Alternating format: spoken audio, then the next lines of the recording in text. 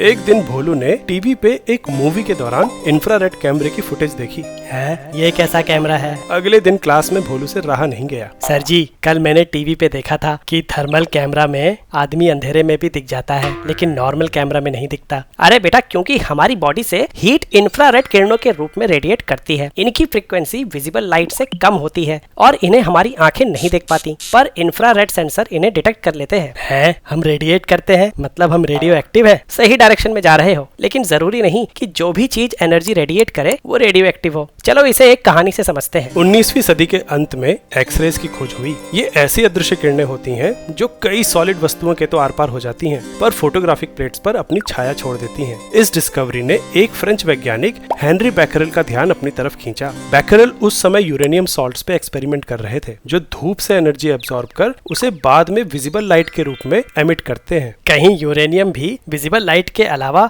और रेस तो नहीं निकालता? अगर ऐसा है तो क्या फोटोग्राफिक प्लेट से एक्सरेज की ही तरह और भी इनविजिबल रेज डिटेक्ट कर सकते हैं? क्यों ना एक्सपेरिमेंट करके देखा जाए। बैकरेल ने यूरेनियम सॉल्ट्स को धूप में रखने की तैयारी की। धूप में रखने से यूरेनियम सॉल्ट्स एनर्जी एब्सॉर्ब कर लेंगे। अगर बाद में इनसे एक्सरेज या और कोई अदृश्य किरणें निकली तो नीचे रखी हुई फोटोग्राफिक प्लेट पे निशान बन जाएगा, लेकिन विजिबल लाइट को फोटोग्राफिक प्लेट पे पड़ने से रोकना होगा। विजिबल लाइट को रोकने के लिए बैकरेल ने फोटोग्राफिक प्लेट को एक काले पेपर में लपेटने का निर्णय लिया। एक्सपेरिमेंट के लिए सामग्री तैयार है, पर किस्मत को कुछ और ही मंजूर था।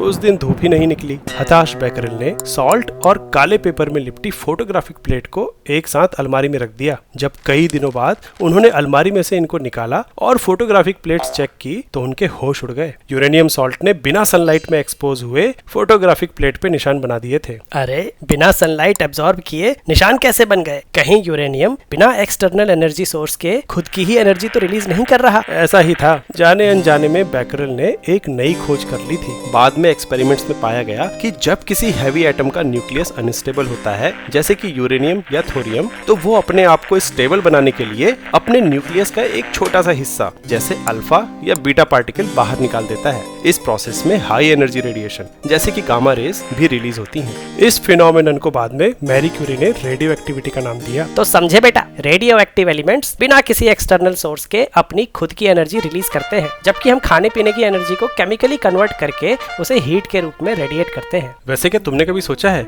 कि न्यूक्लियर फिशन एक चेन रिएक्शन है, जबकि रेडियो एक्टिविटी नहीं? ऐसा क्यों? अगर जॉइंट एंट्रेंस एग्जाम की तैयारी कर रहे हो तो आज ही फिजिक्स वाला के लक्ष्य बैच के लिए रजिस्टर करो।